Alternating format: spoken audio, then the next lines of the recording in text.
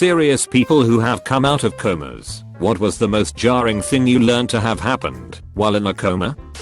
After I had fallen off a scaffold that was 40 feet high, I had a major concussion. I was in a coma for almost 9 years, and when I woke up, it felt like I was out for longer than a night's worth of sleep, but I thought that maybe I was out for a few days. My head was pounding, I was really dizzy and my throat was so dry. I reached up and felt my head, and when there was no bandages or wounds, I got so confused. Apparently I started screaming frantically for the nurse. When the nurses got into the room, I demanded to be taken home. And that's when I found out I was paralyzed from the waist down. Also my mother, my last remaining relative, died a couple of years before I woke up. I had been basically ward of the state, and the hospice place I was put in wasn't taking care of me very well. I had huge wounds on my back and heels, and I was so frail and thin, I looked like a human skeleton. I was very weak and helpless. My boss had felt bad and left me money in his will. Yup, he died too, about 3 weeks before I woke up. While I was out, several things in the outside world had happened. The tragedy that was 9/11 happened. Then we caught Saddam, and he was executed. And the iPhone was invented. Another shocker was that we had a black president. I was in a coma for about 2 weeks and my short-term memory wasn't working. When I came out of it, they would give me 3 coins, and I couldn't add them up because I couldn't store the intermediate result. When it sorta kinda started working, I would notice the state of the room. It would change, and I wouldn't remember the change. That means life was dreamlike. Stuff happened that didn't make sense. Plus, my last memory was at college, independent and living on my own. After my coma, I was in the hospital, surrounded by nurses helping me out, a complete environment change. My big day. The day I got a day pass out of the hospital and went to me university. That was when I went, oh shit, it's not a dream. I will never forget the moment where I thought that. My uncle was piloting a single engine plane, crashed, broke many bones, screws, plates, casts, etc. Was in a short coma.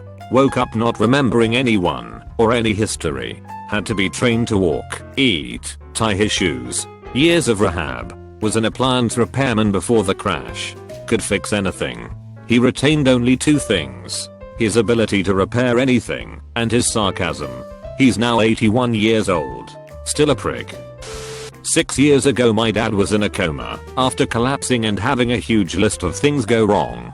Anyway, he's in a coma for 9 months with 3% chance of survival. The hospital had called us to say that we should come and say goodbye as they were going to turn the ventilator and life support off. 5 days after saying goodbye we get a call saying that he was breathing on his own and responding to medication.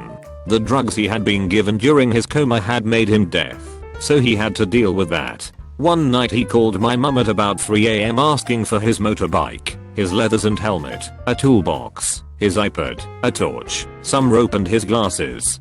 He told my mum that he was going to break out by climbing down the window and riding home. The nurses heard him shouting to my mum and managed to calm him down, but looking back on it, it seems quite funny. 6 months later, and he was home. I came home from school one day, and he was in the kitchen. I went in to say hi and tell him I was home, and he started pointing a knife at me and telling me to get out of his house. He didn't know who I was and couldn't understand why I was in his kitchen. I called my mum, and she came home and sorted it all out. It's been 6 years since, and he's one of the most horrible people I know, and a nasty alcoholic. I was in a coma for a week from an intentional drug overdose at 14.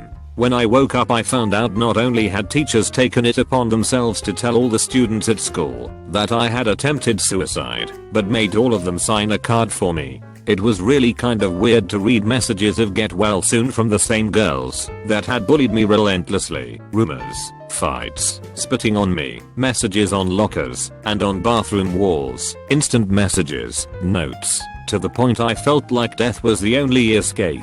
When I first awoke, though, I had puked up the charcoal still sitting in my stomach onto my lap. It was a thick black vomit. Then I looked up and saw only the white wall of the hospital. I thought I was dead and had arrived in hell.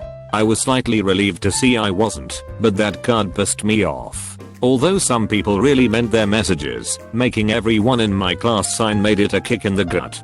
The same girls then bullied me and called me a psycho that couldn't even die right for cutting and attempting suicide when I returned to school. Not sure what you mean by come out of coma, but I have two situations which should answer your question. First, backstory. On July 30th, 1990, my family was involved in a severe car accident. I suffered a depressed skull fracture resulting in an emergency craniotomy and removal of obviously necrotic brain tissue, of which amounted to roughly 1/3 of my total brain mass. As a precaution, I was placed in a medically induced coma which lasted for 6 days. Mind you, I was 5 years old. While in ICU directly following surgery, I vividly remember hearing my mother singing a lullaby. Due to other injuries I suffered, they had my eyes taped shut. I remember trying to open my eyes to see my mom's face. I was startled when I couldn't. I started to cry because I was scared and had no idea what was happening, and hearing her voice gave me great joy. Remember, this is entirely auditory. I remember hearing a strong male voice tell my mother to stop singing and to leave because it was upsetting me. Hearing her beg to stay by my side was the most painful experience of my life. As a child, death was unbeknownst to me. Also, as an innocent child, I never imagined my parents could lie to me. When I came out of my coma, I had lots of physical therapy and lots of time on my hands. I began to ask questions. First of all, I wanted to know about my dog Sheba. She and I were inseparable, and she was in the car with us. So I asked my father where she was. Important. My parents had only recently divorced, and my father was already remarried. He told me that Sheba was fine and with my grandfather, who was taking care of her.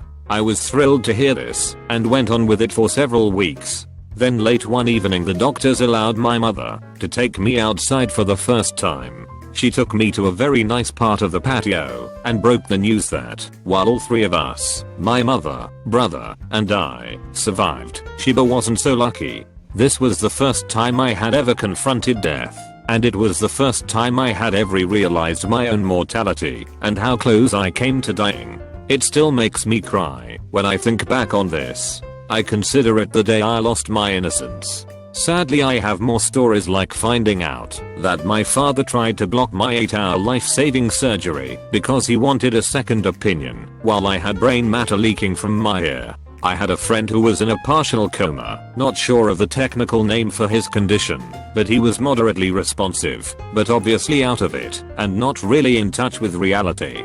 Kinda like someone asleep, he would sort of respond to external stimuli, but it wasn't as if he was aware of what was going on.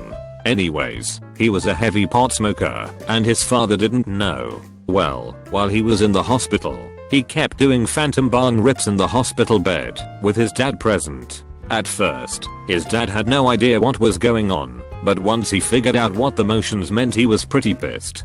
Kid woke up having to explain a few things. Before I met my husband, he'd had an accident, undetermined, in hotel swimming pool. He was in a coma for 3 weeks or so. When he woke up, he had no memory of the accident or being at the hotel, and his body was still swollen from the near drowning experience.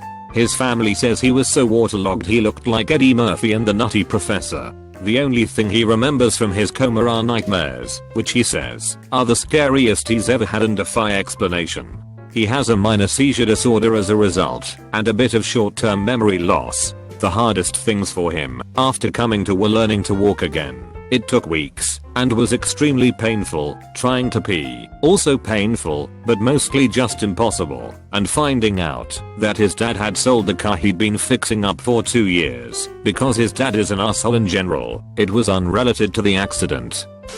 It wasn't really a coma, but I was out for nearly a day. I got sideswiped while go-karting, and slammed into a wall at 90 km/h.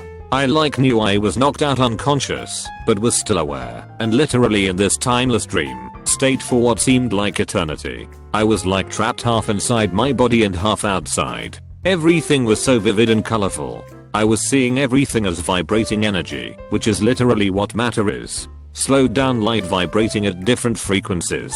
Everything relating to humans just felt so fantasy and trivial. I could hear noises through my ears, but it was like I was not there. I was just a part of everything. Humans looked alien to me, but also familiar. It was like a dream, so it is hard to recall and explain as it happened, but it made me realize that time doesn't actually exist, and separation is an illusion. Everything is interconnected. I'm not religious, but I'm very open to Eastern teachings such as Buddhism, because it explains reality in a way I can relate to. I knew a guy who was in a coma for about 2 months. It was more of a medicated thing, I guess. I think he's like 70 to 75 or so. And, of course being old, shit happens. And he felt really sick one day, so they brought him to the hospital. One thing led to another, they knocked him out, and kept him out for 2 months. And throughout that whole time, his entire body was just shutting down and nothing was working right. Everybody thought he was going to die. But, they figured out what was wrong with him, patched him up, and sent him on his way. But the thing he said that bothered him the most about it was that one day it was April, and the next day it was June. He woke up one day, and 2 months of his life were just gone. So I guess he didn't really learn anything like some of the other people here. Nobody died, there wasn't a huge disaster or anything. He just learned that he lost 2 months of his life, and that was jarring enough, I guess. My story is close to the subject matter. My sister had a massive heart attack at 39. They lost her in the ambulance and had to use the paddles. She responded. However, in the air they lost her again. This time she was given chest compressions. Ended up having a bypass. She's fine. But months later, I asked her what it was like getting CPR. She said that all she remembers is wanting this big guy to stop pushing on her chest. She said she was helpless to do anything but was aware what he was doing. My dad was put into an induced coma, I think. I'm not sure whether it was induced or not. A few months ago upon falling from a pretty big ladder. He's with it now for the most part, but when he just recently came from the coma at the hospital, he couldn't remember me being his 17-year-old son or my older sister, but he could remember my 3 other siblings. As he came to, he couldn't be swayed and thought that I was a lot younger than I am and couldn't shake the fact that I'm 17 for a while. He also forgot my name and was pretty violent to nurses and the like. He's fine now, except from a couple little details, but he's fully functional and remembers everything. He spent 2 months in hospital for the injury. I worked in an army hospital in Germany in the 1970s. During a field exercise, a convoy of jeeps and Gamma Goat, all-terrain vehicles, went through a barrier in fog and ended up going down the side of a mountain. 5 vehicles pancaked each other. The lead driver was the worst off, head injury, in a coma 3 days. Lots of other banged up troops went to the hospital too. Driver came out of a coma, saw his buddies and freaked out. He was so sure they'd died, he swore he'd seen it happen. So he was certain he had died too, and was paying for his sins in hell. I was in a coma for nearly 2 months. When I came to, I didn't know how to read or write, had difficulty talking, had to learn how to eat and drink again, as well as gain strength back to even sit in a chair. It took me a few months to go from being able to sit up to actually walking without a walker. I lack about a year or more worth of memories from my early 20s. I also suffer from mild PTSD due to memories my brain created while in the coma of events in my life that never happened that were horribly traumatic. I have horrible nightmares due to those memories still. I also dreamt of events I saw happen over the next few years after coming out of the coma. I don't know if all of that is common, just my little experience. My dad's tale. Last November, my dad was sick with what he thought was a cold. He went to an after-hours clinic, and they did a chest x-ray and spotted something on his lung. Told him he needed to schedule an appointment with an oncologist. It wasn't a cold, but he would be fine until then. 2 days later I go to check on him, and find him pretty much passed out on his couch, barely conscious. Call a nurse friend and my brother. It appears almost like an overdose to me. The other 2 agree. We check his meds and notice he has some narcotics prescribed for back pain. Turns out he was so sick he took the medicine, fell asleep, woke up and forgot he took it, and took it again. He was essentially odding on opiates. At the hospital they get him out of the overdose, but his lungs are barely functioning, and he is showing signs he may have had a heart attack. Eventually they decide to induce a coma and airlift him to the nearest VA hospital. The VA initially tells us he probably has cancer and his lungs are full of fluid, but it was an infection that turned into pneumonia. He aspirated some of his stomach acid, bad reflux, and it burned ulcers inside his lungs which then turned into abscesses/cysts. These made it easy for him to contract pneumonia. The doctors managed to kill that with tubes in his lungs and lots of antibiotics and antivirals. He remains in a coma for 2 weeks while they try to save him, all the while telling us he isn't going to make it. Then one morning he wakes up, pulls the tube from his throat, and sits bolt upright in the bed. He fights the nurses until they can get him restrained. From that moment on he was awake, but had no idea where he was. He didn't know who my brother and I were, nor did he know what year it was.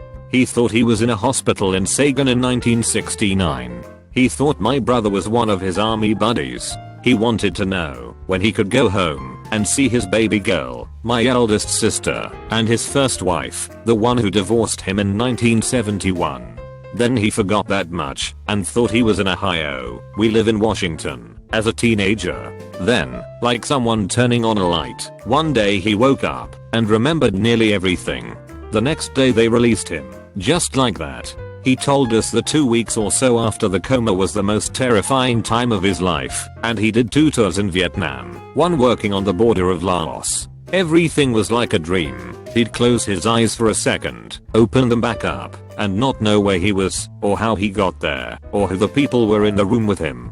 He forgot who he was, he forgot how to pee. Seriously, he couldn't remember how to hold his dick and aim it at a toilet. He got to the bathroom and started crying. He also said, after that experience, that if he gets diagnosed with Alzheimer's disease, he wants to be allowed to commit